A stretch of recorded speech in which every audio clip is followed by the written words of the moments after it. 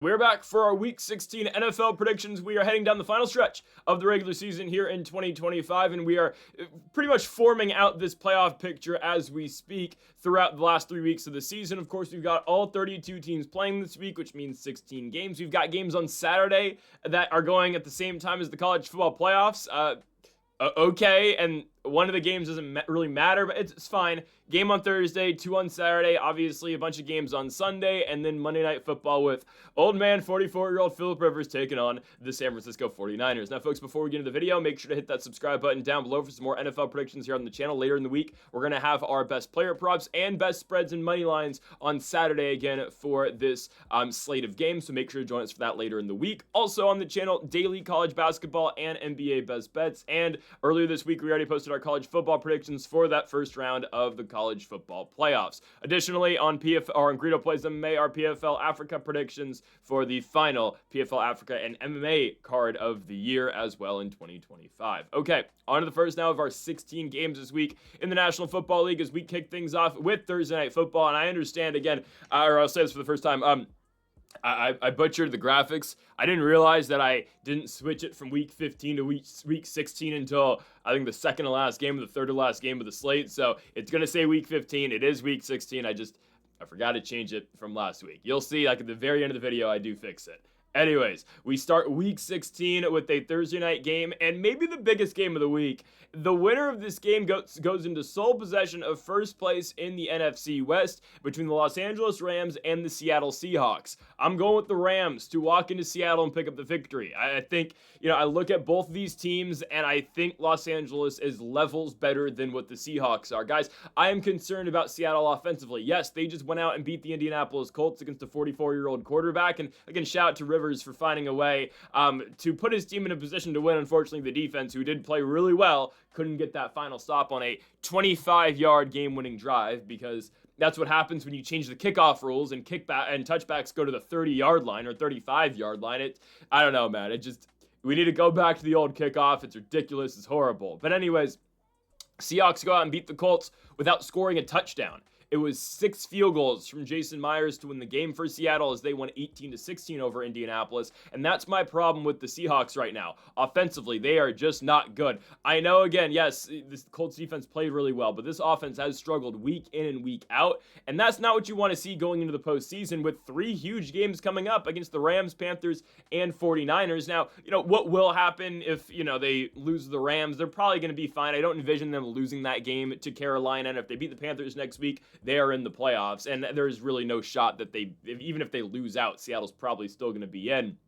However, I am concerned with them offensively. Sam Darnold has done an all right job this year, I will say. I'm not as big on Darnold as everyone is. I think he's played well. I don't think he's played great. He's played good. I just don't think he's elite, and I don't think anyone really thinks that. But I don't know. I feel like his year is being a little overrated right now. I think he's doing what he needs to do in Seattle, but these last couple weeks have just been so difficult on that Seahawks offense. And when you're looking in the postseason, right now, the way I see it happening, I think Seattle's going to have to go to Philadelphia in the first round of the playoffs. And I think that means I think they're going to be the 6th seed. Do they beat Philly in the first round? I don't know, maybe. I know the Eagles aren't playing good football either, but would you really take that team all the way up in Seattle going to Philly and winning a playoff game? I don't know if I would. Darnold in Philly winning? I don't know if I like that. As for the Rams, this team continues to play really well. Yes, the Lions went out there and scored 34 points on them, but that's what the Lions can do to anybody. The Lions are still a really good football team that I still believe are getting into the postseason. We said this last week, that game mattered against the Rams, but for the Lions' sake, nothing really changes. You went out, you're likely in. Probably going to get help eventually. Somebody's got to lose between the Packers and the Bears. It will help out the Lions a lot more if it's the Packers, but the Bears are probably going to slip up and lose one of their next 2 games, especially, again, big spot against the Packers, or they're probably going to lose against the Niners on the road, I think, on Sunday night. So the Lions are in a good spot still. The Rams, 41 points. Sure, there were some very iffy calls in that game, but, the Lions never get the benefit of the doubt on anything. The Colby Parkinson touchdown, he was clearly down at the 2-yard line, but they just upheld it. They reviewed it. Oh, still a touchdown. What? Regardless, though, the Rams are the best team in the NFL right now. It's either them or the Denver Broncos, but I do believe it's the Rams. Matthew Stafford's playing at an MVP level. He is the MVP, and there is doubt around Devontae Adams' status this week. I don't think he's going to play. On Tuesday, Devontae Adams did not participate in walkthroughs. I doubt he's playing at all. Puka Nacua is perfectly fine. Hell, he was live streaming yesterday before the Rams pulled him off the live stream, and Puka had some interesting things to say about the Chargers, the Jaguars, and just life in general. So Puka is an interesting guy. We'll see if he does his Aiden Ross celebration on Thursday Night Football. Anyways, I'm taking the Rams to win the game. I think we're getting them at great value, guys. Right now, I would take the Rams probably after that Lions game. I'm continuing to be impressed by the Rams. I thought the Lions were going to be able to go out there and outscore them. Unfortunately, no, the defense sucks. Right now, I think you're hard-pressed to say any team in the league is better than Los Angeles. So I'm going to go with the Rams to go out and beat Seattle. Yes, on the road. They beat them the first time in LA. Tough game. But I really think that Seattle offense is going to hold them back from winning this one. And right now, I'm taking Stafford in that offense against anybody. So I'm going to go Rams money line on Thursday Night Football to kick off the week. LA gets the victory, minus 110 over at Lumen Field up in the Pacific Northwest. On to our next game. Let's go to the Saturday games. A game that, I'm going to be honest, I'm not going to be watching live. Eagles going to Washington to take on the Commanders.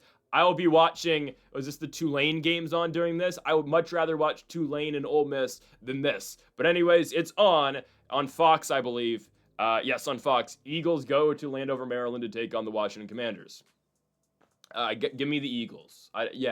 Give me the Eagles. They will clinch the NFC East with a victory here, and I think that they can get it done. Obviously, with the Cowboys loss on Sunday Night Football to J.J. McCarthy, 9, and the Minnesota Vikings, the Eagles are now put in a position win and you are into the playoffs. And there was really never no doubt because we looked at the Eagles' schedule and said, well, okay, they have to lose 1-2 to the Commanders, which maybe happens, but probably not. And we expect them probably to lose next week to the Bills on the road. But Philly's going to be in the playoffs. They did too much damage early in the season to obviously combat that. Regardless, Philly looked better last week against the Raiders, but I do take it with a grain of salt because it's the Raiders. Offense looked unlocked. Jalen Hurts is playing well. Run game looked all right, relatively speaking. It's the Raiders. That's the worst team in the NFL, other than maybe the Titans, but they're all pretty bad. The Raiders are horrible, and we know that. And I don't know what the Raiders are. I don't know what they're going to do. Mendoza's going to get stuck there. Can Brady come back out of retirement? No, actually, Brady would not want to play on that team. Even though if you've been watching some Tom Brady stuff, Tom Brady's been on the record saying 5 times this week he thinks he can still play. I'm telling you, this offseason, he's going to try to play. He's either going to get rid of, he's going to sell his ownership of the Raiders, or he is going to try to find a way to play next season. I don't know, man. Tom's going to be 49 next season. I just have a feeling he's talking about it way too much. He's gone on 4 different podcasts and shows saying, yeah, I think I can still play right now. Just give me a month and I can play. I think he's going to do it. Where will he do it? Miami? I don't know. I think that might be it. Regardless of all that, we'll wait for that, I guess. Pittsburgh? Ooh, that'd be weird. Maybe, actually. I think the Eagles run right through the Washington Commanders. Washington last week, they did beat the Giants on the road, which was surprising. Marcus Mariota had a decent game, made some big plays at the end of it. And they found a way to just hold off the Giants, who were trying to make a late-game comeback. How about Bill? Ja'Cory Krosky-Merritt, biggest game pretty much since the Chargers game. He played well with no Chris Rodriguez in the lineup or active. Jane Daniels has been shut down for the rest of the season. That is the right move for Washington. And Washington is basically trying to put on a tank for the rest of the year. They were not able to out-tank the Giants, which was unfortunate because we had New York to win that football game. But from here on out, the Commanders should not be looking to win another one. They will be 4-13 if they lose out. And looking at their schedule, they probably will lose out. Eagles, Cowboys, and Eagles in Week 18. Well, the Eagles actually might not have anything to play for in Week 18, but whatever.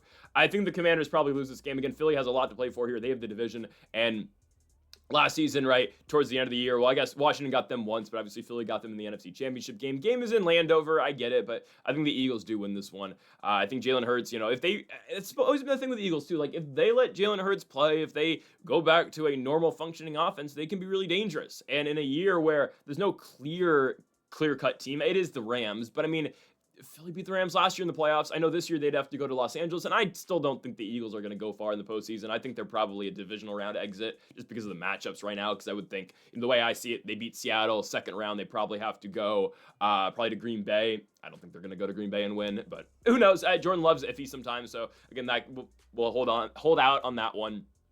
I think the Eagles, they'll go out and beat the Commanders. I don't love the whole, I don't like the whole, A.J. Brown complaining about targets thing. It's not ideal. But the Eagles look good against the Raiders. I know it's the Raiders, but at the same time, the Commanders aren't very good either. So should be a pretty easy victory, I think, for Philadelphia. I expect them to go into Washington and dismantle whatever the Commanders got going on right now. Give me Philly spread, and obviously them to win as well. -6.5 for the Eagles. On to our next game. This is the big game on Saturday. Might pull me away a little bit from Liberty versus Oregon. I don't know. Liberty versus Oregon, James Madison versus Oregon. As the Chicago Bears at Soldier Field will host the Green Bay Packers. Massive football game. Absolutely. Especially for the Bears. If the Bears win this week, I believe they will hold first place in the NFC North, and they'll go to 11-4. Green Bay then goes to 9-5, and then some things do change. However, even if the Bears win this week, if they lose the Niners next week, then they'd still be in a winner-go-home situation in week 18 against the Detroit Lions. So do need to mention that because the Bears do need to win both of their games before the Lions matchup in order to guarantee that they're going to be at least in the playoffs. So again, the Bears are just in a tough spot. I think the Packers are going to go on the road and beat them, though. I think so. They've already done it before, and they just did it 2 weeks ago. I know this time it's in Chicago, but I think they do it again. I understand the Packers are a lot worse now. When you don't have the best defensive player in football, in Micah Parsons, that absolutely that kills you, obviously. I still think the Packers are good enough to win this game. Do I think the Packers are good enough now to go on a run? And I know this is crazy because it's just one player, but that's what Micah Parsons is. The best defensive player in the league, other than probably Myles Garrett or Pat Surtain, it's probably Micah Parsons. He's in the top three regardless of where you want to put Garrett, Surtain, and Parsons. He's just that good. And him being out for a full year, we'll get to the Mahomes injury later, but that really impacts what the Packers are going to be able to do in the postseason and going forward. For this one game, I think they're going to be fine, but in big moments in the playoffs, I do get concerned about Green Bay, and I'm concerned about Jordan Love. I don't think Jordan Love is that great. He does still make some stupid mistakes. He does make some stupid errors sometimes, but at the same time, I mean, that fadeaway pass that Jordan Love has kind of perfected to this point, it's nasty. I mean, Jordan Love will drop it right in the bucket, going off his back foot. He's a capable quarterback, and he's a good quarterback. Again, I'm still not sold on him being the next in the lineage of Favre, Rodgers, and then him. But Jordan Love is playing good football, and again, whenever they need big third downs, Jordan Love will make nice plays and will make good throws. So Green Bay going to Chicago. For the Packers, a game that can really put them in the driver's seat here in the NFC North, just considering their schedule coming up. Baltimore at home might be difficult on Saturday night, but I think they should win it. And then Vikings in Week 18 should be a winnable game for them as well. And considering what the Bears have coming up after this week, right, going to San Francisco on Sunday night, or going to Santa Clara on Sunday night, and then playing the Lions in Week 18 in a probably winner-go-home, likely Sunday night football game, the Packers are in a really good spot if they win this one. I think they will do that. Josh Jacobs is questionable this week. I don't think he practiced to start the week, but it looks like Jacobs will be going. He did not practice on Wednesday either. I think Josh Jacobs is going to play. They've really limited his practice load all year long. I've just known that because he's my fantasy quarterback. Fantasy running back. I lost in the first round, but it's okay. Jacobs doesn't usually practice early in the week. He's going to go, and he looked good last week, obviously, in their in their loss to the Denver Broncos, but we called that. I think Denver's really good, and going to Denver is going to be difficult for everybody, except for a certain dark horse in the MVP race, let me say. We'll get to that later. I think the Packers beat the Bears. I think so. Caleb's playing well. Last week, good performance against the Browns. The Browns suck. Okay. And also, it was like 4 degrees. We'll get to Shador later. I think he's going to be fine. But I think the Packers win it. They did it in 2 weeks ago in Week 14. I know the Bears got out to a really slow start, and the Bears were applying pressure late, but Green Bay found a way to score a late-game touchdown and get the victory. I think they do it again against the Bears. I'm going to go Green Bay money line here. Or Green Bay just to win, obviously. Same thing. -110 for the Packers. I don't think going to Chicago changes much. It's still going to be a cold environment. I think the Packers can win in front of this crowd. Saturday night game, I'm going Green Bay. I trust enough in this team, and now the Bears really have their work cut out for them because these next 2 games are massive. But here's the thing. Regardless of what happens next week, you're not going to see a team, and you're not going to see the Bears not play their starters next week, but no matter what happens in Week 17, as long as the Lions beat the Vikings, which they should, the Bears game on Sunday night does not matter against the Niners if they beat the Packers, or if they lose the Packers. It does not matter next week, because regardless, Week 18 is going to be for the final wild card spot. They're still going to play their guys, obviously. But I'm going to go Packers here. I'm going to go Green Bay -110. I believe they're better than the Bears, and I don't think the game being in Chicago changes much. So give me Green Bay here. Let's go into the Sunday games, and we start things off in Cleveland, Ohio. I mean, Shador Sanders just keeps on getting the toughest stretch of games imaginable. Holy crap. Buffalo Bills at home, and then Pittsburgh next game, and then Cincy Week 18. That's fun. Oh, man. But they might go back to Dylan Gabriel for that. I don't know. I know Shedeur is the starter for the rest of the year, but you never know with Stefanski's dumbass. Shedeur throws 3 picks last week. 2 of them aren't his fault, so I don't know what you want me to say on that. His team couldn't run the football. Quinshaw Judkins is getting stonewalled at the line every single play. Shedeur Sanders is his own leading rusher for the 2nd consecutive week. That's awesome. Defensively, they can't get stops. Myles Garrett's a sack away from breaking the all-time sack record. He's going to get it one of these next 2 weeks, or he's going to get it eventually. He'll get it against Allen, or Rodgers is a statue in the pocket, or Joe Burrow's offensive line is going to get him killed in week 18. I have a feeling that might be Joe Flacco in week 18. I just don't know if Burrow's going to be playing that final game of the year. Regardless, Myles Garrett is going to break the sack record. You can almost guarantee that at this point. Strahan's record is done. But the Browns are at home, taking on the Bills. Awesome. I think it's a manageable spot for Shedeur. That's why I'm taking Browns spread here. They're playing the Bills defense, and the Bills defense obviously is not the highest of level. But, man, that comeback last week for Buffalo, ooh, man. Coming back from down 21-0, that's why the Bills should be favored to win the AFC. I like the Broncos a bit, quite a bit, but that should be the favorite here in the AFC currently. It should be the Buffalo Bills. I mean, you can go to New England and do that. I know a lot's been made out of the fact, the Patriots' schedule hasn't been tough at all, right? They're playing bad teams. While that may be true, you go to the number 1 team in the AFC and you go on the road to a team that went into your place and beat you early in the season, and you go out there and come back from down 21-0. I thought it was over. 21-0, no. Josh Allen's just that good. And you can make the case Josh Allen should be the most valuable player in the NFL. He's not going to get it, and I'm going to make a case for another player later on in the video, actually 2 players later on in the video that also should be getting looks. It's likely Stafford's award. But Josh Allen, man, I mean, that is a big-time win. And the Bills still are not going to win the division. The Patriots are not going to lose out, so New England is going to be at home in the postseason. Regardless, I think Buffalo, they get the matchup likely against Pittsburgh in the first round. That's a very winnable spot for them. They should get that. And then, going on the road probably to Denver? That'll be a huge game. Or going to Jacksonville in the second round. Those will be big games. But I'm hard-pressed currently to pick against Josh Allen. He's just that good.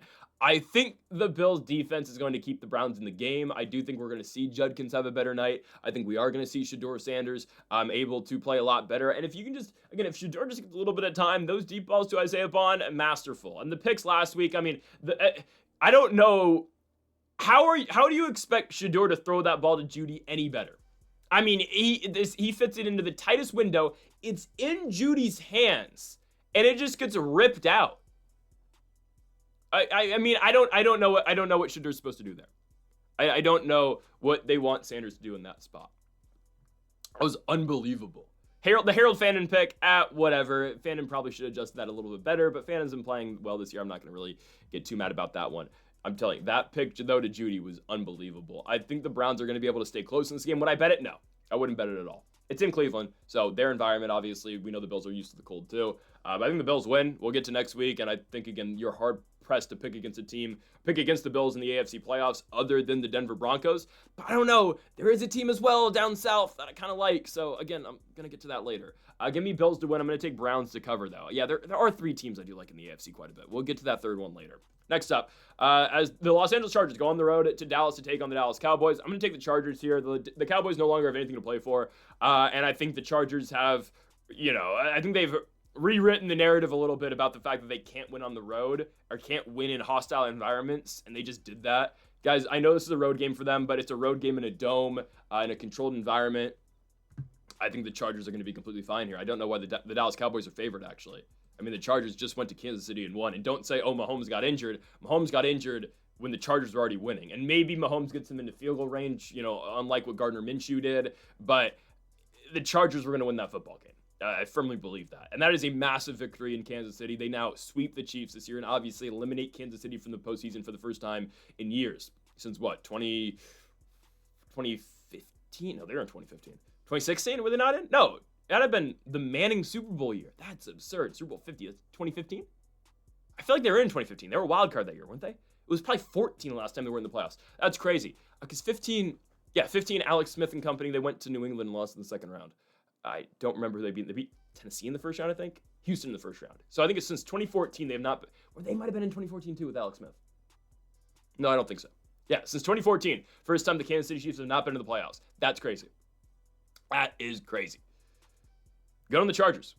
Chargers are 10-4. They're in a great position. They're likely, they could lose out and probably still get in the playoffs, considering the way that the Colts, we'll see. The Colts schedule is just so tough. I don't know if they can keep winning. We'll get to them later too. But I like the Chargers quite a bit. Justin Herbert, that dude is Superman. What Justin Herbert is doing this year is crazy. With that team, with that O-line, what a victory in Kansas City. I don't know why they're dogs in Dallas. I don't get it. This is a Cowboys team that is essentially eliminated. They will know going into their game on Sunday if they are eliminated or not. I'll be damned if the Philadelphia Eagles don't go out and beat the Commanders. But even then, right, you need the Eagles to lose 3 in a row, and the Cowboys would need to win 3 in a row. It's probably not going to happen. So the Cowboys will likely know that they're done. I don't know, man. You got George Pickens and CeeDee Lamb, who have kind of been a problem for the Cowboys this year. Not play-wise. They've been great on the field. But obviously, there's been some problems off the field. There's a reason they got benched by Shoddy in the first, by Schottenheimer, whatever the hell his name is. I know it's abbreviated all the time. There's a reason they benched him in the first drive of that Vegas game. But obviously, they still, Pickens had 150 yards that game. I don't know how this team's going to act post being eliminated. There's nothing to play for anymore. Sure, there's stats to play for, but you've lost back-to-back games where you put up points, but you couldn't outscore the Lions, and you lost to J.J. McCarthy and the Minnesota Vikings on Sunday night with your season on the line. I think the Chargers, who are red hot right now, come into Dallas and win. And it's not, the Chargers, again, they have proven that they can win on the road. They can win in the outdoors on the road. Well, now they get an indoor game on the road against Dallas. They should easily win this game. I think so. Herbert's playing well. Defensively, they've been really good. Yeah, they will need to be prepared to score a lot of points. Obviously, it's what the Cowboys do. Yes, the Cowboys are better defensively. They're not great. They're not a great defensive unit, but they're better now. Still, I think the Chargers win this football game. Going on the road, I like Justin Herbert. I think the run game now with the two-headed monster of Kamani Vidal and Omarion Hampton, I think it's great. The receiving core on paper still does not look great. McConkey, Allen, Johnston, Gadsden. Justin Herbert finds ways, and now they've won 3 consecutive games after the overtime victory against the Philadelphia Eagles. They go on the road and beat Kansas City. Who's got it better than the Chargers right now? Give me Los Angeles to win this game on the road at plus money at that, too. That's crazy. Plus 105 for the Los Angeles Chargers to walk into Dallas, walk into Jerry's World, and pick up a victory. Chargers money line putting them at 11-4 with their victory in Dallas.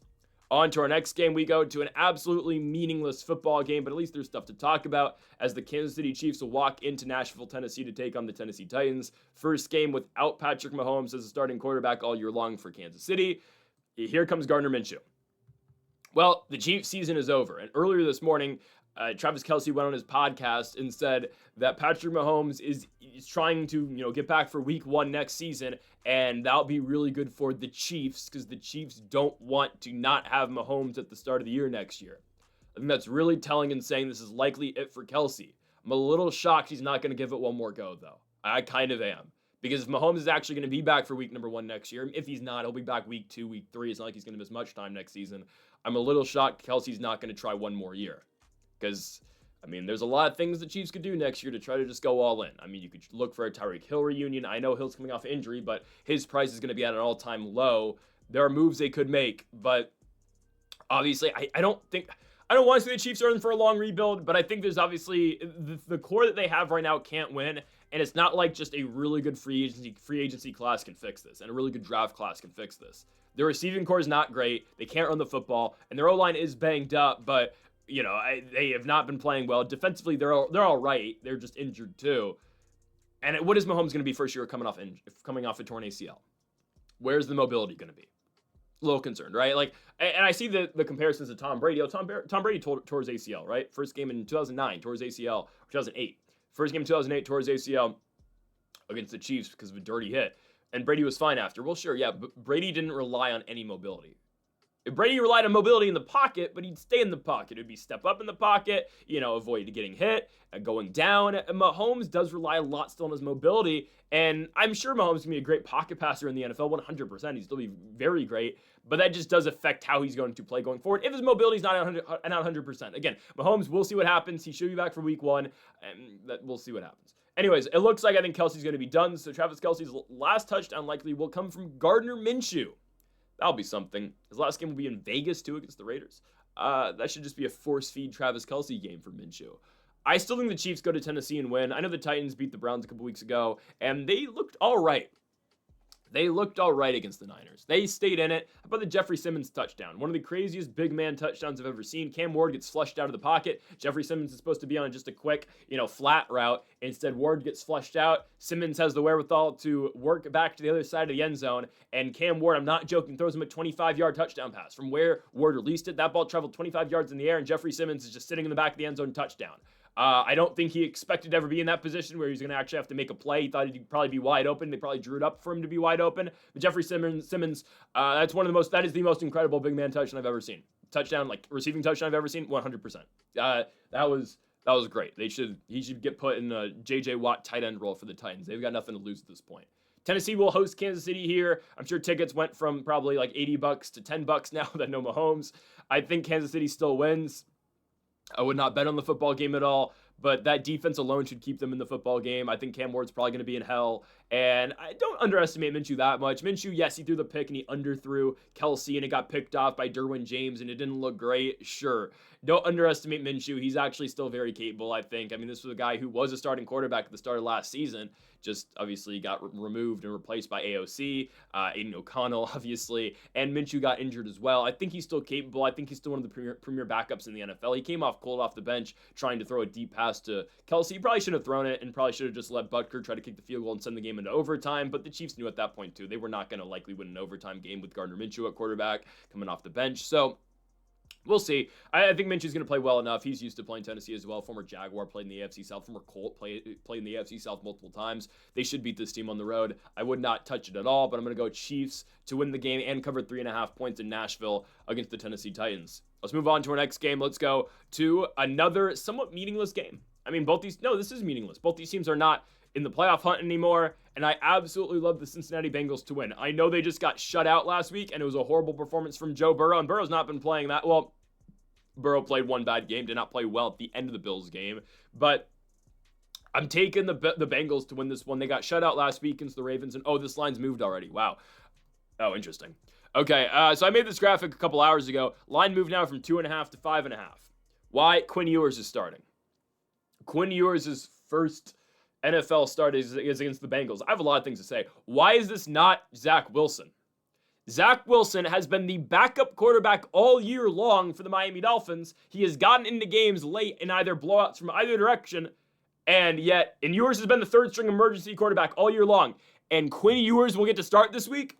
Are we serious? Are we dead ass? I've been waiting for Zach Wilson to get a start all year long, and I got to put up with this crap? Are we serious? When will Zach Wilson get a chance outside of New York? He has not started a game other than being a Jet. And we've seen it didn't work for Darnold. It's not going to work for anybody. Nobody can be the quarterback for the Jets. The Jets are a lifeless, helpless organization. Franchise, whatever. And Zach Wilson can't get the start in a meaningless game against the 4-win Bengals? Against this defense? Ewers is going to actually look good, and Wilson won't get to start. It's crazy, though. Wilson's still a backup. Tua's going to be third string. It's crazy. Obviously, Tua's done in Miami. Is there a place for Tua to start next season? I don't know. He's still owed a lot of money next year. I don't know. Maybe Tua should retire? I don't know. He's so slow in the pocket. We know the head injuries aren't great. The thing is, I will say this about the Pittsburgh game. Yes, Tua threw a pick early. Guys, they did not let Tua throw the ball in that game, though. And that Dolphins offense, and I understand things got thrown off course when Tyreek Hill got injured, but they have not let Tua really run this offense.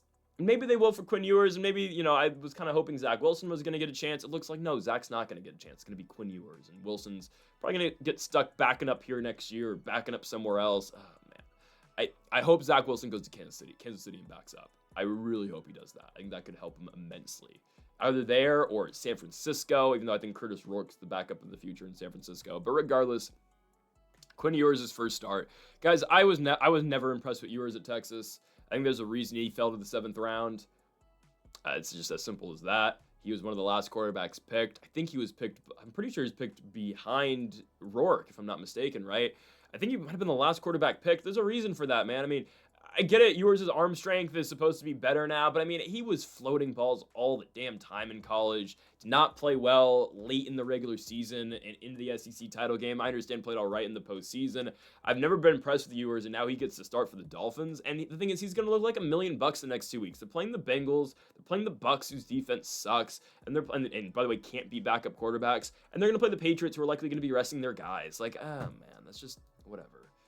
I think the Bengals win, though. I think, Dolphins defense is not that great. Joe Burrow, he is playing for now. I think T. Higgins should be back as well this week. Higgins will probably be back. They should be able to outpace this team the entire night. It's a warm weather game for the Bengals, so, cold's not a factor. And interesting things that Joe Burrow said this week, I will say, though. Talking about, crazy things happen, and yes, I can guarantee I'm going to be the quarterback next year, but I have a lot of thoughts about being the quarterback for the future. I don't know. Burrow's going through some stuff, I think. I don't know, like Jamar Chase, from what we've heard from Jamar Chase. I don't know. I don't know what's going on with Burrow right now. But I'm going to take the Bengals to win. I hope Burrow doesn't retire like Andrew Luck, because it's sounding like that a little bit. But anyways, minus 135, and we will take the spread as well, minus 2.5 for the Bengals to walk into Miami and win. But again, I feel like this line's moved. I know this line's been moved. So 5.5, probably still wouldn't play it. I still think Cincinnati covers, but I wish we could still have this line, because Ewers is not going to be very good this week, I don't think. Even against the Bengals, I think the Bengals win. Bengals defense, I think the Bengals win. Okay, next up we go, to the New York Jets. I'm so excited for the New York Football Jets. They should move this team away from New York, man. Who cares? Like, I don't know if there's a worse team to be a fan of in pro sports than the New York Jets. Like, I complain a lot about being a Washington Nationals fan. I would take being a Nationals fan every single day over a New York Jets fan. And, Zach Wilson, I'm still a huge fan of Zach Wilson, so I had to watch the Jets every single game for 3.5 seasons. 3 years. And I hated every second of it. I don't know how I did that for 3 years, and I hated it every single week. Just because one of my favorite players was on this team. I don't know how anybody is a fan of the New York Jets. I don't know. I mean, like, if there was ever a team where you could say, okay, it's okay to bandwagon off this team, I would say it's the Jets. Yes, over the Browns, legitimately. At least the Browns have Myles Garrett. This team's so bad.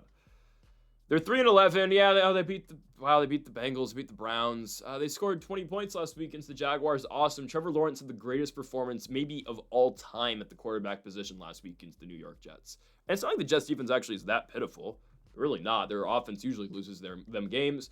Brady Cook's going to get start number 2. Rookie out of Missouri. Tyrod Taylor's back. Justin Fields is back. Nope, they're going to go Brady Cook, who's thrown one touchdown to 5 interceptions so far in his pro career. Awesome.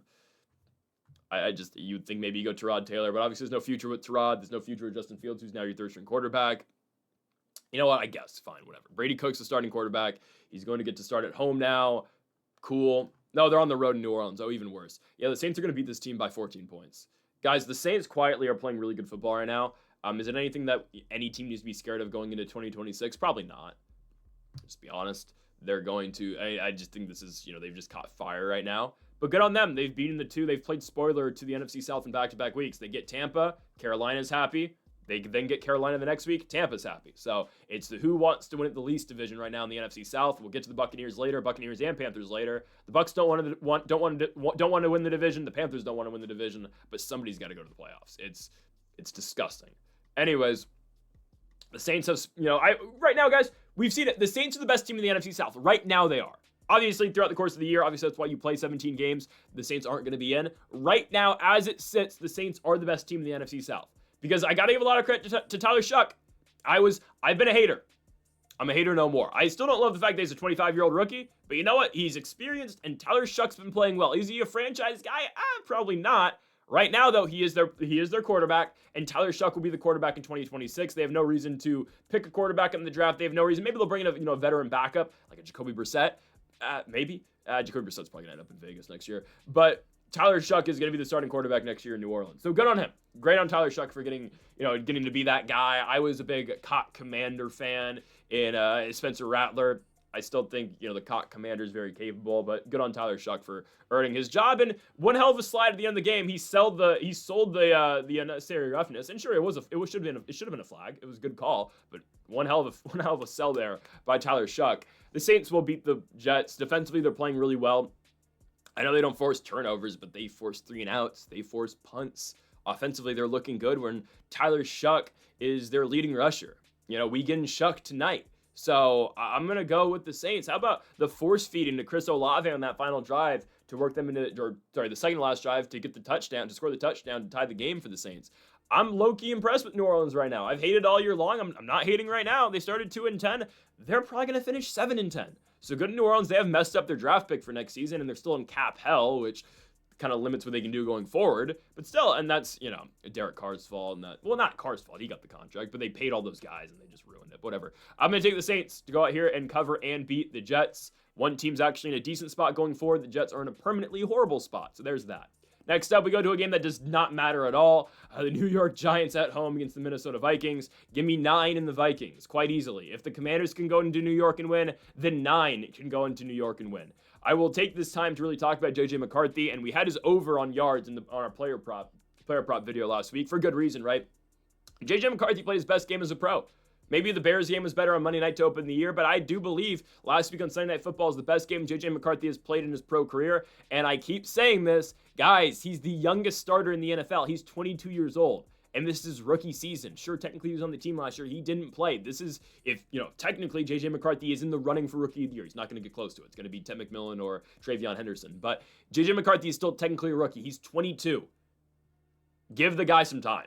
If you give him a full 17-game schedule next year and he still doesn't work out, okay, time to move on.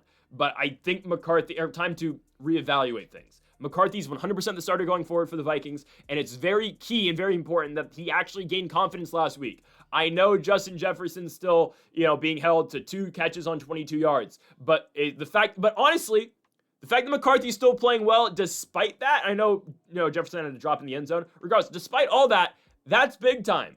You can see the confidence is getting there with J.J. McCarthy. The gritty he hits in the end zone, kind of got an interesting move, but whatever. Hey, he's playing with some swag, like Trevor Lawrence would say. He's show some swag. All right, obviously Trevor Lawrence is the greatest motivational speaker ever, right? JJ's playing better. I'll take that. That's the confidence booster. He gets to go play he goes from the Cowboys to the Giants. Easy on the Vikings here. The Vikings have won 2 in a row. We said that they're going to beat the Commanders. They beat the Cowboys. All right. They're going to go out to New York and beat the Giants too. And they're probably going to lose their last 2 games against the Lions and the Packers. But who knows? They've already beat the Lions once this year. Probably won't beat the Lions on Christmas with the season on the line for Detroit. Probably not. But maybe. That could eliminate the Lions. That'd put the Bears in the playoffs. How weird would that be? Unless the Bears lose back-to-back, then the Lions could actually still be in. They're not going to lose the Vikings. Giants, I put some confidence in the Giants last week, but it seems that the Giants are actually tanking successfully this season, which is great. They should have not lost the Commanders last week, but maybe Younghoe Koo's to deal with that. Koo missed a 50-yard field goal and has not been great this season. It was really windy, but Koo has been cut by New York. It's crazy that Younghoe Koo was considered the best kicker in the NFL in 2020, 2021. It was the conversation was, is Younghoe Koo or Justin Tucker the best kicker in the NFL? Younghoe Koo has been cut now from the New York Giants. He'll probably make a practice squad soon. But yes, Younghoe Koo no longer on an NFL team after being the best kicker in the league in Atlanta. Crazy stuff, man. Crazy how things happen sometimes. Anyways, though, the Giants are 2-12. Jackson Dart's still playing well. Nothing else is really going well for the Giants. No, they're still the best 2-12 team I've ever seen. But I think Minnesota, defensively, they're playing better. And J.J. McCarthy's playing with confidence. They should be able to go into New York and win this football game. Again, ultimately, this game doesn't matter. And if anything, the Giants want to lose. The Giants want to lose, and the Vikings want to see their quarterback play well. So one team wants to win still. One team doesn't want to win. I'm going to take the team that wants to win. Give me the Vikings. Minnesota gets the victory here. I'm kind of surprised they are only 2.5-point favorites. I feel like that line should be a little bit more than that, but I'll take it. -2.5 from Minnesota in a meaningless football game, but a game that we can still take advantage of and bet on. So give me Minnesota to go on the road and win and cover. Next up, let's go to the NFC South matchup between the Tampa Bay Buccaneers and the Carolina Panthers. Division is kind of on the line. So I'll break this down because I kind of still follow the Bucs, obviously. Tampa needs to win 1 of 2 against Carolina, assuming they can beat Miami. And I know the Bucs historically have never played well against backup quarterbacks. Quinn Ewers is not beating the Tampa Bay Buccaneers. Zach Wilson might beat the Tampa Bay Buccaneers. Hell, he almost beat Tom Brady in 21. And that was, MVP. Tom Brady should have won the MVP in 21. Still, that was the game where AB, walked out. But still, Quinn Ewers is going to get to start against the Bucs next week. Yeah, I don't think Tampa's going to lose that game. If that's the one game where Todd Bowles' blitz strategy will actually work. Blitz Quinn Ewers the entire game. He's going to be screwed. Anyways, Panthers, Bucks this week. It's actually not guys, if the Bucks lose, I still think they're going to make the playoffs, which is going to sound crazy, and I'm a little shocked they're 3-point favorites, so I will say this now, don't bet on the Buccaneers. This is a toss-up. You may be down on the Panthers because last week I saw it coming. They've already lost to the Saints this year. The Saints are playing better. I saw that one coming with Carolina losing to the Saints. But then the Bucks can't do themselves any favors by losing last week to the damn Falcons. If the Bucks had won that game, they could still lose both against the Panthers, but just beat the Dolphins, and they'd still be in the playoffs. This team's a joke. Actually, I don't know if that scenario would have worked. I think so. This team's a joke, man. I'm sick of Tampa Bay. I'm sick of Todd. I'm not sick of the players. I'm sick of Todd Bowles. How does Todd Bowles have a job? I know why. Because they can still make the playoffs. They can lose this week, and they'll probably still get in because this is how it works, right? If Carolina had beaten the Saints, all Carolina would need to do, they'd be in the Bucs situation, win one against Tampa. Win one against Tampa. Actually, they still probably would have had to win both because they probably would have lost the Seahawks. But still, if you beat the Seahawks, you would have been in. Now, the Bucs only got to win two. They got to win 1 and 2 against Carolina. It does not matter what happens. And if Carolina loses to Seattle, they still have to win 1 against Carolina. But regardless, they're in such a good spot. You just have to win 2 of 3 against Panthers, Dolphins, Panthers. Tampa's going to get in, and Todd Bowles is going to save his job, which for the long term is probably the worst thing that can happen for Tampa. But now at least they get to host the 49ers in a playoff game. Awesome. Give me the Bucks. I don't bet it. I've been on the wrong side of too many Buccaneers games, and I'm just sick of Todd Bowles. I don't know how he has a job. They're going to beat the Panthers. I think so. But I'm not confident at all in Tampa. It's a must-win game. They have lost 5 of 6, which is atrocious. They were 6-2 at one point. Now they're 7-7. Baker's got to be better. That pick he threw at the end of the game wasn't great, but still, the team was in a position to win. Yeah, they should have, converted on that 3rd down. But I mean, Todd Bowles' defense led up at what, 3rd and 20? Come on, man. That's inexcusable. You can't do that. So, I don't know. Mike Evans is back, which is huge for Tampa. They've always played well against the Panthers. I mean, I don't know. When was the last time Tampa Bay didn't beat Carolina? Because in the Brady era, they did not lose a single game to the Panthers, right? I don't think, they never lost to Carolina. I don't know if has this team lost to Carolina since 2019? I could be wrong on that, but I don't think they've lost to Carolina since 2019. I'm looking right now. Tampa has owned this team. They did lose to, oh my God, they did lose to Carolina in 22. That was the game where Mike Evans dropped the touchdown pass. Oh, he dropped the 70-yarder to start the game. They lost 21-3. Well, that year was brutal. They still made the playoffs, though, because they beat Carolina in week 17. So, they did lose. Okay, they've lost once to Carolina since 2019. They're not losing again. Okay, they're not losing to the Panthers here. Bryce Young's playing with confidence, and I do actually like the way Bryce Young's playing. I've been impressed. I really have.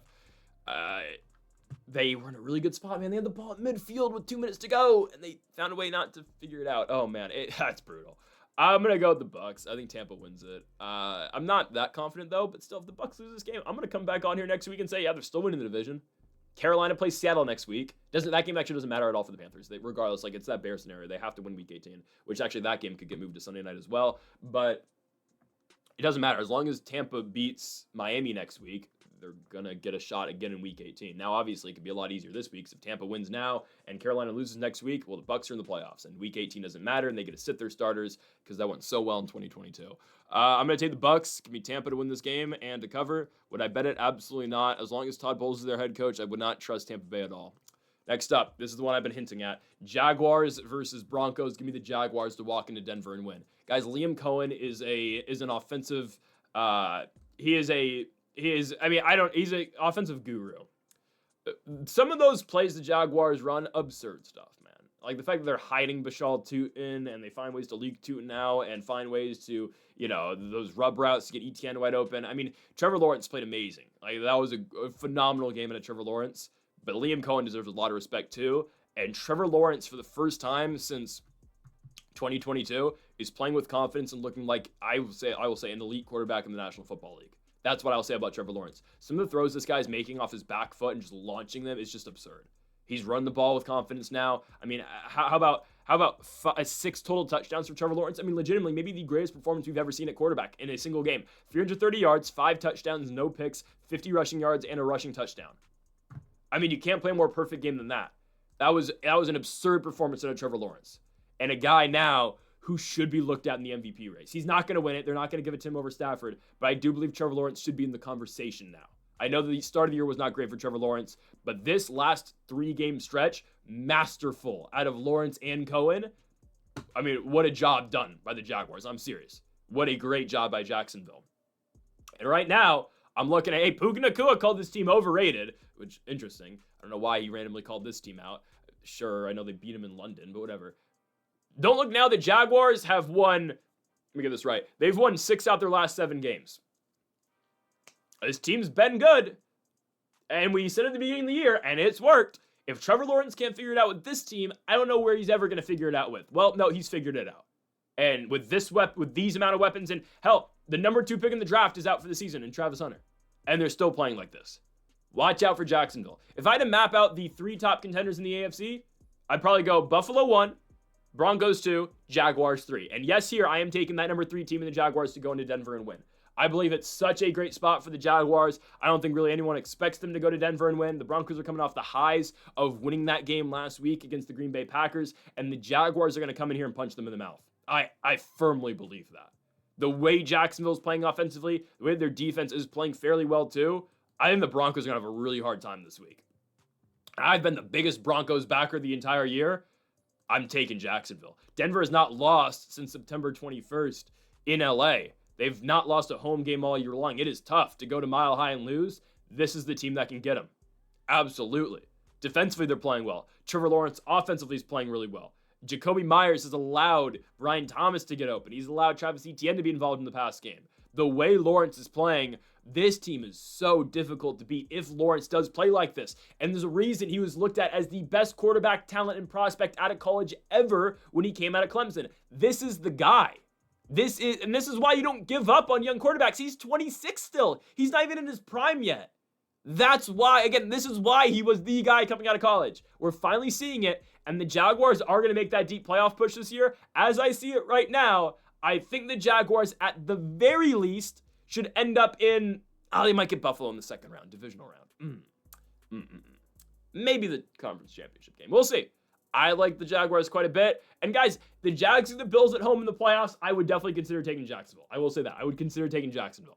Even though I like Josh Allen a lot. The way the Jags are playing, you don't want to see this team in January. Absolutely not. Jaguars going to Denver and beat the Broncos. Yes, the Broncos, great victory against Green Bay. Phenomenal stuff. Bo Nix played well. The defense found stops when they needed it against Jordan Love. Forced interceptions, forced turnovers. I'm telling you, the Jaguars are just that good right now. I'm going Jacksonville to walk into Denver and pick up the victory. Huge upset pick, but give me the Jaguars winning at Mile High. Next up, we go to a game again that just doesn't matter. Cardinals versus Falcons. Who cares? Take the Falcons, I guess. I don't know how much last week of the Falcons winning was, that's the Falcons, or is that the Buccaneers suck? It's probably it's the Buccaneers suck. It is crazy too. Raheem Morris with the, good night? He yells at the camera like, all right, dude, like, oh, awesome, you're 5-9 now. You have an all-time losing record as a head coach. You've never won as a head coach anywhere. You've only been a good defensive coordinator with the Rams. You've never won anywhere, and now okay, you've got a 37% win. You have a 30% win percentage as a head coach in the NFL. All right, dude. No, good on him for winning a game, but like, Raheem Morris's teams have never won anything. How does he have a job? Oh, whoops, hit my mic. How does he have a job? How does he have a job? How does Bulls have a job? I don't know. Whatever, man. I'm taking the Falcons, though, to beat the Cardinals, I guess. I don't know. The Cardinals, same thing, different week. Jacoby Brissett throws for 1 million yards. They don't run the ball well, and they just still find ways to lose by 25 points. I'm done with the Cardinals. They had that random stretch at the beginning of the year where every game was close. It's not anymore. They're somehow 3-11. Yeah, this team sucks, man. I don't know what to say. I'm going to go Atlanta here. I'm taking the Falcons. Coming off a big victory over the Tampa Bay Buccaneers on the road. Kirk Cousins, man, is he starting caliber in the NFL? No, but he looked better last week. I will say that. Kirk, 373 yards. And how about Kyle Pitts? 170 receiving yards. How about that, man? I'm just saying, Kyle Pitts is going to look real good next year with a contender. Imagine if the Los Angeles Rams get Kyle Pitts in the offseason. He's going to be a free agent. He's unrestricted, if I'm not mistaken. There are going to be teams calling. Kyle Pitts might get 1,000 yards. if he gets 200 more yards in the next 3 weeks, well, hell, if he has games like he did against Tampa, 166 yards on 11 catches and 3 touchdowns, maybe he will get 1,000 this year. I don't know. Shout to Kyle Pitts, man. Maybe he actually will be a first-round pick in fantasy next year, right? I'm going to take the Falcons to go into Arizona and win. I always say against the Cardinals, well, you got to be prepared to score a lot of points. But a lot of the Cardinals' points in the last 3 weeks have just been garbage time points. It's been points, game's over, but here come the Cardinals. They're down by 20 points, but, the Cardinals, they never give up. John Cena never give up. Actually, no, sorry, John Cena does give up now. I forgot about that. No, they never give up. They keep scoring. Trey McBride is putting up crazy numbers, but a lot of that Cardinal scoring is just late game. And good on them, right? Good on them. Good on Jacoby Brissett for continuing to score. Good for them for staying in games, but they're not a competitive football team. And is Atlanta a great team? No, but hell, big victory over Tampa last week. I think Kirk throws for a bunch of yards, and I believe the Atlanta Falcons will go into Arizona and beat the Cardinals. Would I bet on it? Probably not. No, but I'm going to take the Falcons to get it done. I'm going to go Atlanta to win. It's at minus 150, minus 2.5 for the Falcons to cover as well. Atlanta walks into Arizona and beats the Cardinals. Next up, we go to the CBS feature game of the week between the Pittsburgh Steelers and the Detroit Lions. Lions at 6.5 is a little crazy, but I will take them. We refer to the Giants as the best 2-win team of all time. The Lions are the best 8-6 team of all time. Dan Campbell says after the game against the Rams that, we found out who the best team in the NFC is, and obviously we're just not close to that level right now. The Lions have not won back-to-back games since, week 5, where they beat the Browns and Bengals in back-to-back weeks. We've always known the schedule is going to be tough, and sure, they should not have lost to the Vikings, but the Lions are still put in a spot where I don't care, the Bears could win out. Well, then if the Bears win out, there's a chance the Lions could get the Packers spot in the playoffs, right? If the Lions win out, they're still going to get in. And I still have a lot of confidence in them getting in the playoffs. I think you can get Lions at plus money currently to make the playoffs. I'm going to take that. I think they go to Chicago in the last week of the year. I think they go to Minnesota next week and win. And I think they beat the Steelers here. Is 6.5 a little crazy? Maybe, but I don't mind it. Games in Detroit. Steelers are probably in. We'll get to the Ravens in a second.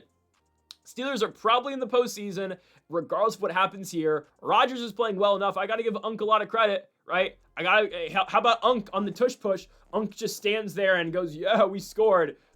In January, watch out. There's going to be a play where that ball goes through the legs of whoever's running the tush push, and Rodgers is going to throw it.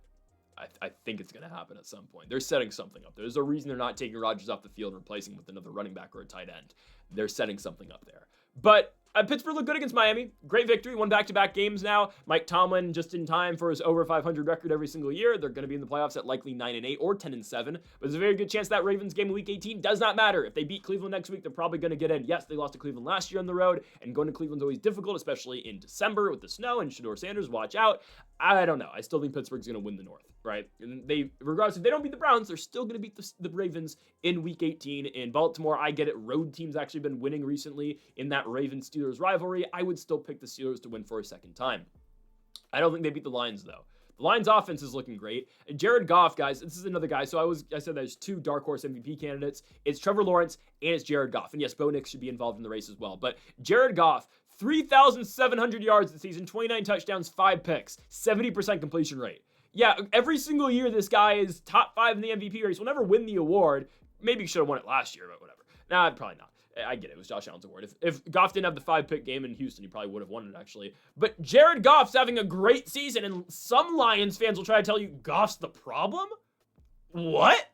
Tom Brady couldn't get this team out of an 8-6. Probably. Actually, yeah, they'd probably be like 11-3 with Tom Brady. But I love Jared Goff too, right? Goff's playing really well. 338 yards last week. What do you want out the guy? Doesn't throw a pick, 3 touchdowns, and they lose still. He puts up 34 points, and they lose 41-34. Their offense has been really good since Dan Campbell started calling the plays. Sure, his 4th down decision-making isn't great, but since Campbell started to call the plays, they've been very good. Defensively, they suck. Maybe Aaron Glenn shouldn't have taken that job in New York, even though their defense wasn't really good with Aaron Glenn either. So I was like, how did Aaron Glenn get a head coaching job? In all fairness to Glenn, not much he can do with the Jets, and he'll probably get another year, I think. Maybe not. They're talking about firing him. I'm taking the Lions here to beat the Steelers. I would take them to cover. I think 6.5 is a little crazy, but yeah, I will take Detroit to do it. Offense is looking great. Pittsburgh, guys, do I have any confidence Pittsburgh can score at least 35 points to keep up with the Lions here? No. And that's honestly what we have to look at with Detroit for the rest of the year. They're going to score a bunch of points. Offense is great, right? Goff, St. Brown, James Williams, Gibbs, Montgomery sometimes. they're going to throw the ball against everybody. They're going to be able to move the ball against every team. Can they get stops defensively is the question, and can the opposing team score enough points in them? And is that opponent good enough to score a lot of points? No. I like Pittsburgh. I like what Rodgers is doing. He's playing fairly well. They're not good enough to go into Detroit and score 35. So Lions win this game, and then it's still going to be up to Week 18. They have to beat Minnesota next week, but it's going to come down to Week 18 in Chicago. Likely that game's going to get flexed to Sunday Night Football. But yes, the defense just needs to show up. Goff is playing great. Lions' offense is very good. Defensively, they suck. Detroit wins and covers at home against the Pittsburgh Steelers. I believe, this is where I fixed the week graphic. That's awesome. Week 16, there we go. Raiders go to Houston.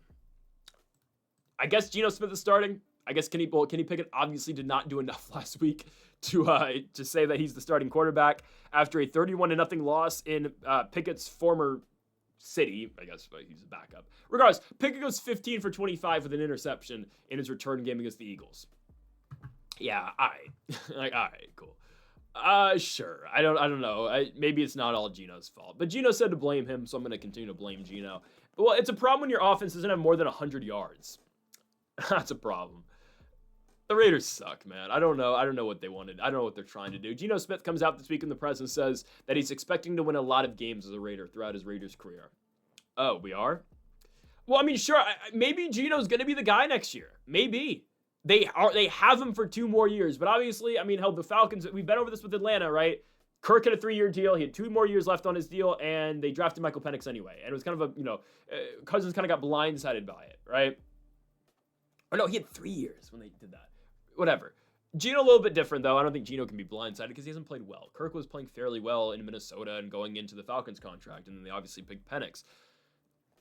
The Raiders have to take Mendoza, right? They have to trade up for Fernando. And I'd much rather Fernando play here than with the Jets. I don't want to cheer for the Jets again. So I think this has got to be Mendoza's, future team. He's very clearly the number 1 pick in the NFL draft. I know some scouts are big on Dante Moore. If anything, Moore is another quarterback that can be drafted in the first round. I don't think Moore is nowhere near starting caliber in the NFL currently. I think he would benefit a lot from another year at Oregon, but it seems like Dante Moore is going to enter the draft, and I guess he'll stat pad fairly well against JMU this weekend. Still, though, I don't know. I think he might struggle against JMU, maybe. I'm taking the Texans to dominate the Raiders. Looks like Geno Smith is back. Guys, this defense against this offense, the Raiders are going to go 8 straight quarters without scoring. They are going to go 8 straight quarters without scoring. But you know what? Shout out to Pete Carroll because he found a way to cover the spread 2 games ago against the Broncos. He had to make sure he trotted the field goal team out there with 2 seconds remaining to cover the spread. Because again, the house always wins. Vegas always wins. All right. Nice. Great. That's awesome. Whatever, man. The Raiders suck. Like, I don't dislike the Raiders. It's just like, this team's horrible. Why did Ashton Genty have to be subjected to this crap? Why is Brock Bowers on this team? This is horrible. Like, some franchises, you're just like, why do they exist and why do they, hold talent? The Raiders are one of them. Going to Houston, they're going to get blown out. The Texans, am I going to tell you the Texans are legit? Maybe, honestly. I'm going to start to turn the page a little bit on Stroud here. It's the Cardinals. We need to pump the brakes a little bit. But if that offense can get going, yet nobody's going to want to play this team in January because they're so good defensively. Right now, as it stands, I think they're going to go on the road to New England in the first round. I think they beat the Patriots in the first round. Is that crazy? I think they beat the Patriots. Maybe. I don't know. Because then that would set up for Houston, Denver in the second round. That sounds like the most 1:30 ABC game ever. And then Jags, Bills in the second round. There's a chance the Jags can be hosting the AFC Championship game in Jacksonville for the second time. 1999, they hosted the AFC Championship game against the Titans. We'll see. I'm gonna take the Texans here. There's no doubt in my mind here. Defensively, they're great. Stroud's playing better. We'll see who's the running back this week, though, for the Texans, right? Woody Marks gets injured, loses me my fantasy game. Thanks, pal. I was going to lose regardless, but still. Marks has 10 points in the first quarter, and then he gets injured. Great, he gets injured in every game. I don't think he's playing this week. Chubb's probably back. He returned to practice this week with the rib injury. If it's not Chubb, it's going to be a combination of Jawar Johnson and Dare Ogunbowale. Finally got it. Let's go. I was practicing it all week. Ogunbowale. We'll see. I'm going to go Texans, though, to dominate the Raiders. This should be an easy game, and it's in Houston, too. So, give me the Texans. Next up, Sunday Night Football. New England Patriots, Baltimore Ravens. Give me the Patriots. Absolutely give me the Patriots. I know the last time the Patriots went to Baltimore on Sunday Night Football, they lost 2019. First Patriots game with Mohamed Sanu. Ooh, we traded a second-round pick for Sanu. We're supposed to be great, right? Anyways, first time they've gone to Baltimore on Sunday night since 2019, I think. Yeah, because the Ravens went to New England on Sunday night in 2020 with Cam Newton, close game. I think Lamar didn't play. Was Lamar not playing? I don't think he was. Maybe, I don't know. New England going to Baltimore for the first time on Sunday night since 2019. They lost that game with Tom Brady. Anyways, Ravens Patriots Sunday night. It got flexed. Originally, this was supposed to be Bengals Dolphins, I believe.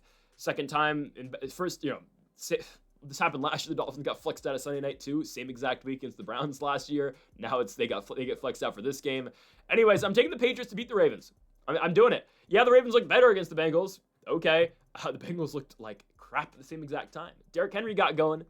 I know the Patriots lost last week, but okay, as much as, yes, they did blow a 21-0 lead. At one point in time, they were up 21-0, and they just couldn't figure it out at the end of that game. They give up the 21-0 lead, Bills take the lead, and then Travion Henderson's got the 70-yard touchdown with Drake May lead blocking.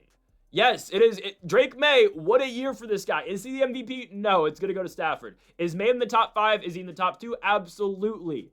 Drake May is having a good year. I know he didn't have the best passing game against the Bills, but they were able to run the football fairly well. The Bills are good. I'm not going to put that against the Patriots that much. I think New England would struggle against Houston in the first round, don't get me wrong, but that's nothing against the Patriots. Everyone's going to struggle against the Houston Texans in the first round of the playoffs. That's a very dangerous team that nobody wants to play right now because of that defense and if the offense starts to heat up. But the Patriots go to Baltimore here, and I think they're going to win. The Ravens, yes, they beat the Bengals. Are we not forgetting, though, like how bad this team looked in back-to-back weeks? They looked great, in Cincinnati, but at the same time, Bengals didn't look great. Joe Burrow throws a pick six, and offensively, the Ravens still don't do much. That first half is a horrible football game. It's incompletion after incompletion, stalled out drive after stalled out drive for both Lamar Jackson and Joe Burrow and Cincy. And yes, the Ravens win the game 24-0, but it's still not like they played that well. Now you got to play a team who, I get it. The thing on the Patriots is look at their strength of schedule. They haven't played anybody good. That's fair. I think they beat the Ravens here, though.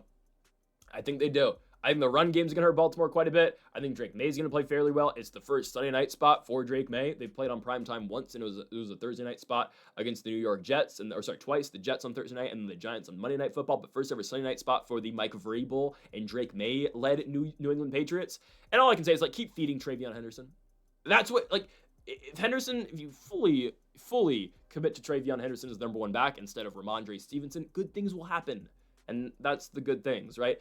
Expect Stephon Diggs to be a lot better this week, I would think. He's got incentives on the line this week, and he has not been using the offense in the last 3 weeks. So expect a lot more out of Diggs. After a 100-yard performance against the Jets, he's kind of been MIA. So expect a lot of Diggs this week. And Baltimore, I don't know. They beat the Bengals. They still did not look great offensively in that game against a bad defense. I'm taking the Patriots here. I don't know why they're dogs. Well, I do know. They're on the road on a late night spot. Well, last time we saw the Ravens on primetime, they lost and got embarrassed by the Bengals, a 3-win Bengals team at the time. So I'm going to take New England to walk into Baltimore and win. Give me the spread and the money line for the Patriots. Plus 130, they should win, and I do believe they cover as well. Patriots get it done at M&T Bank against the Baltimore Ravens. On to our final game on Monday Night Football. It is a matchup at Lucas Oil Stadium between the San Francisco 49ers and the Indianapolis Colts. The Colts are undervalued again. They are absolutely undervalued again. I get it. Is it tough for them to make the playoffs? Yes, it's because of that schedule. Niners, Jaguars, Texans. Yikes.